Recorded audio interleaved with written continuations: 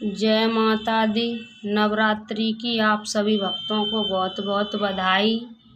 और नवरात्रि में दुर्गा सप्तशती का पाठ करने से बहुत फल मिलता है।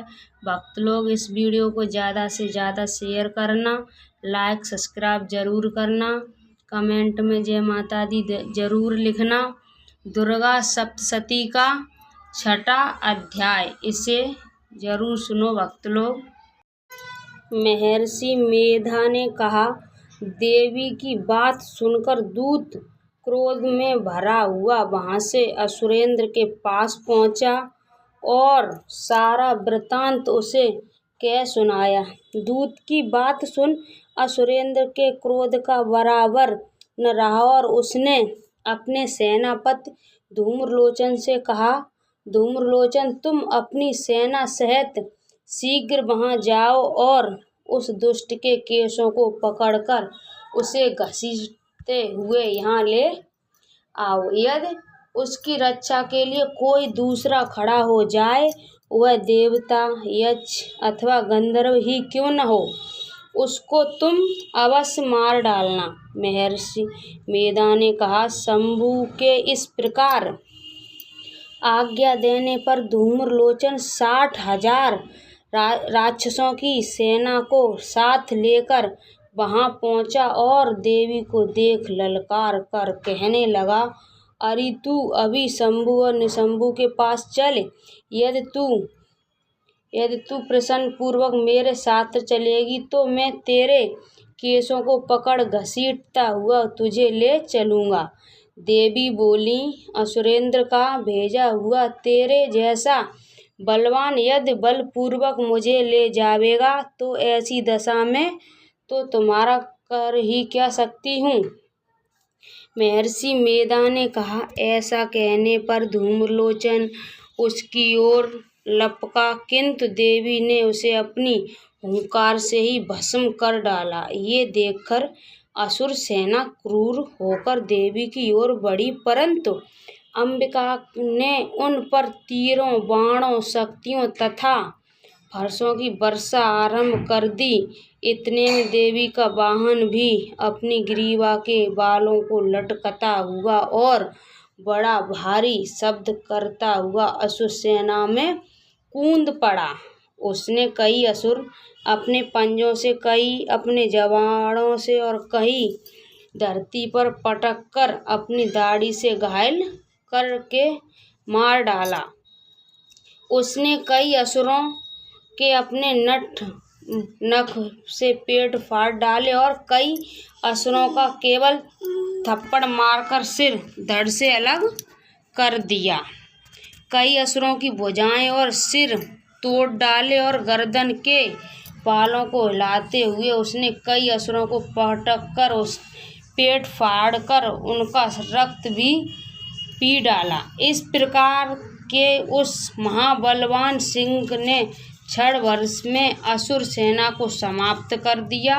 शंभु ने जब ये सेना की देवी ने धूम्रलोचन असुर को मार डाला है और उसके सिंह ने सारी सेना का संहार कर डाला है, तब उसको बड़ा क्रोध आया।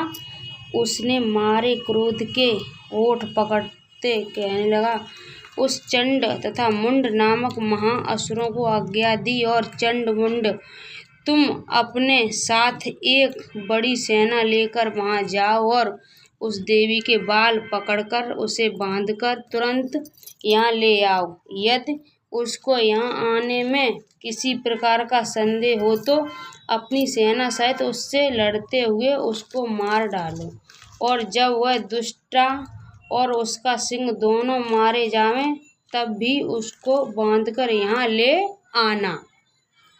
दुर्गा सप्तशती का 6ठा अध्याय समाप्त। जय माता दी।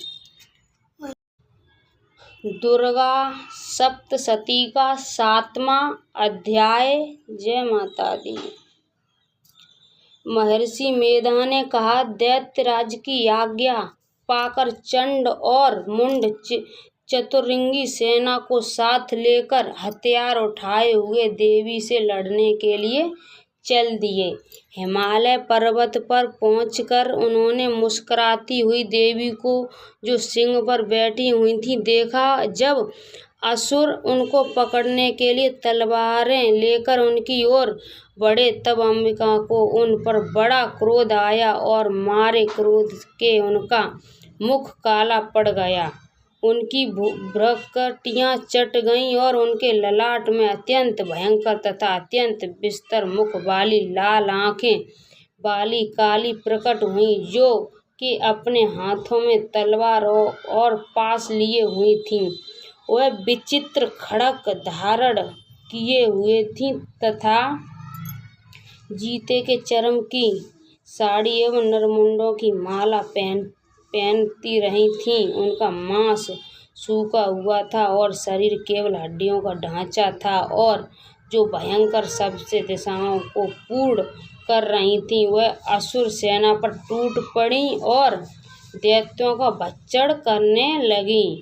वहाँ 5 राक्षसों, अंकुशधारी महाबातों, हथियारों पर सवार योद्धाओं और खड्गा सहित हाथियों को एक साथ से पकड़ कर अपने मुख में डाल रही थीं, और इसी प्रकार वह घोड़ों, रथों, सारथियों व रथों में बैठे हुए सैनिकों को मुख में डालकर भयानक रूप से चबा रही थीं। किसी के केश पकड़कर, किसी को पैर से दबाकर और किसी दैत्य को छाती से मसलकर मार रही थीं। वह दैत्य के छोटे हुए बड़े बड़े अस्त्र शस्त्र को मुख में पकड़कर और क्रोध में भर उनकी दांतों के बीच रही थीं। उसने कई बड़े बड़े असुर भक्षण कर डाले, कितनों को रौंद डाला और कितनी उनकी मार के मारे भाग गए। कितनों ने उनसे तलवार से मार डाला, कितनों को अपने दांतों से समाप्त कर दिया, और इस प्रकार से देवी ने क्षण भर में संपूर्ण दैत्य सेना को नष्ट कर दिया। यह देख महापराक्रमी चंड काली देवी की ओर पलका, और मुंड ने भी देवी पर अपने भयानक बाणों की वर्षा आरंभ कर दी और अपने हजारों चक्र उस पर छोड़े। उस समय वह चमकते हुए बाण व चक्र देवी के मुख में वशिष्ठ हुए और इस प्रकार दिख रहे थे जैसे मानो बहुत से सूर्य मेघा की घटा में प्रविष्ट हो रहे हों। इसके पश्चात भयंकर शब्द के साथ काली ने अत्यंत जोश में भरकर विकट अट्टहास किया। उसका भयंकर मुख देखा नहीं जाता था। उनके मुख से श्वेत दांतों की पक्ति चमक रही थी। फिर उनके तलवार हाथ में लेकर हूँ शब्द कहकर चंड के ऊपर आक्रमण किया और उसके केस पकड़कर उसका सिर काटकर अलग कर दिया। चंड को मरा हुआ देखकर मुंडी देवी की ओर लपका, परंतु देवी ने क्रोध में भरे उसे भी अपनी तलवार से यमलोक पहुंचा दिया। चंड और मुंड को मरा हुआ देखकर उसकी बाकी बची हुई सेना वहां से भाग गई। इसके पश्चात काली चंड और मुंड के कटे हुए सिरों को लेकर चंडिका के पास गई और प्रचंड अट्टहास के साथ कहने लगी, हे देवी, चंड और मुंड 2 महादैत्यों को मारकर तुम्हें भेंट कर दिया है। अब शंभु और निशंभु को तुमको स्वयं वध करना है।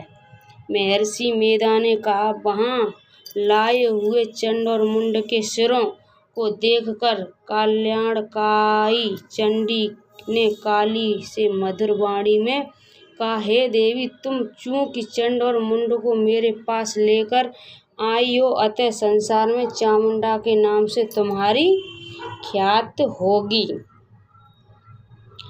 दुर्गा सप्तशती का 7वां अध्याय समाप्त। बोलिए जय माता की।